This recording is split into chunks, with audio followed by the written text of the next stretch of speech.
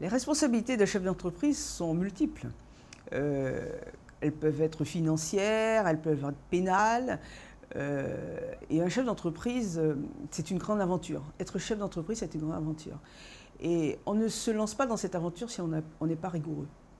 Il faut être rigoureux et il faut surtout être bien conseillé.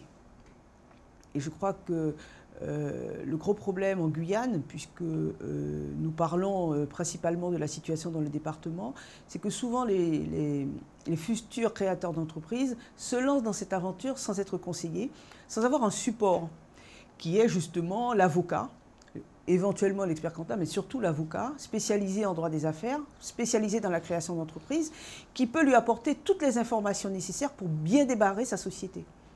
Alors, on voit souvent des clients arriver avec des projets de statut, par exemple, déjà établis. Ils sont allés chercher sur Internet, ou ils ont récupéré ce projet de statut auprès d'un copain. Et puis, on retape la même chose en changeant les noms. Alors, c'est très, très, très, très dangereux. Il ne faut surtout pas faire ça, parce que chaque dossier est spécifique, est particulier. Et donc, d'où l'intérêt du conseil en amont. En amont. Si vous n'êtes pas bien conseillé, par exemple, une réflexion toute simple, depuis quelques années, on peut créer une société à responsabilité limitée avec un capital d'1 €. C'est tout à fait possible. Il faut savoir qu'un banquier qui voit une SARL avec 1 € arriver, il n'a pas du tout confiance. Alors déjà, il y aura déjà un blocage.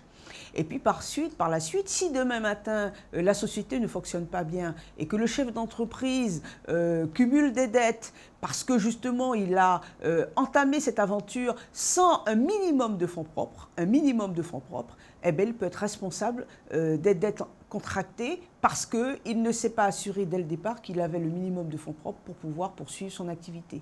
Par exemple, hein, il y en a plein d'autres.